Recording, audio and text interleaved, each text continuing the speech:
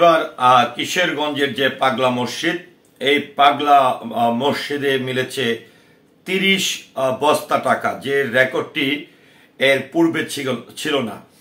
তো 30 বস্তা টাকা আসলে কিশোরগঞ্জের এবারের পাগলা মসজিদ থেকে কিভাবে আসলে পাওয়া গেছে, এই নিয়ে দৈনিক যুগান্তর নামের একটি গণমাধ্যমে কিন্তু এই সংবাদটি প্রকাশ হয়েছে, যেখানে একদমই তুলে ধরা হয়েছে যে এই বর্তমান সময়ে এসে এই যেখানে সারা দেশে একটি অস্থিরতা বিরাজ করছে, এই প্রেক্ষাপটে এসে অন্তর্বর্তীকালীন সরকার এবং এই সরকারের এই সময় এসে 30 বস্তা টাকা আসলে কিশোরগঞ্জের সেই ঐতিহ্যবাহী পাগলা মসজিদে কিভাবে পাওয়া গেছে, বিস্তারিত জানতে অবশ্যই পুরো ভিডিওটির সঙ্গে থাকুন।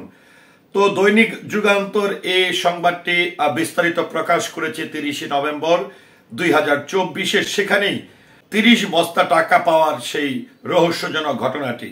কিশোরগঞ্জের আলোচিত পাগলা মসজিদে 12টি দান বাক্স ও একটি লোহার সিন্দুক খুলে এবার 30 বস্তা টাকা পাওয়া গেছে। এর আগে এত টাকার পরিমাণ বস্তা পাওয়া যায়নি। এই মুহূর্তে টাকার গণনার কাজ চলছে। 3 মাস 14 দিন পর শনিবার সকাল 7টায় এই দান বাক্সগুলো খোলা হয়েছে। অতিরিক্ত জেলা ম্যাজিস্ট্রেট ও দান বাক্স খোলা কমিটির আহ্বায়ক মিজাবের রহমত এসব তথ্য নিশ্চিত করেছেন। জেলা প্রশাসক ও পাগলা মসজিদ পরিচালনা কমিটির সভাপতি ফজিয়া খান ও পুলিশ সুপার মোহাম্মদ হাসান চৌধুরীর উপস্থিতিতে দান বাক্সগুলো খোলা হয়েছে। এছাড়াও এ সময় বিপুল সংখ্যক সেনাবাহিনী ও পুলিশ ও আনসার সদস্য উপস্থিত ছিলেন। তো এই যে কিশোরগঞ্জের ঐতিহ্যবাহী পাগলা মসজিদটি রয়েছে, সেটি কিন্তু দেখেন প্রতি বছরই কোনো না কোনো একটি রেকর্ড করছে। এবার কিন্তু প্রায় 3 মাস পরে সে পাগলা মসজিদের কিন্তু দান বাক্স সহ একটি সিন্দুক খোলা হয়েছে এবং এই দান বাক্স এবং সিন্দুকে কিন্তু 30 বস্তা টাকা পাওয়া গেছে।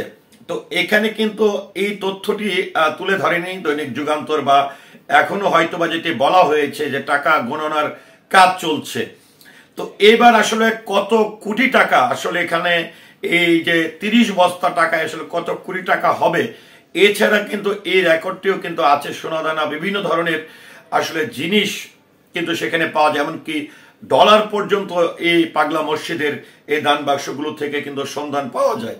তো সে প্রেক্ষাপটে অবশ্যই আমরা চেষ্টা করব পরবর্তী যে ভিডিওটি আমরা তৈরি করব, সেখানে এই 30 বস্তা টাকা মিলে আসলে কত টাকা উঠেছে সেই তথ্যটি আপনাদেরকে দেওয়ার জন্য। তবে আপনাদের ধারণা কি হতে পারে যে এই পাগলা মসজিদের এত টাকা ওঠার পিছনের কারণ কি, এটি নিয়ে আপনার মতামতকে আশা করছি কমেন্টের মাধ্যমে জানাবেন। সেই সাথে পুরো ভিডিওটির সঙ্গে থাকার জন্য অসংখ্য ধন্যবাদ। আসসালামু আলাইকুম।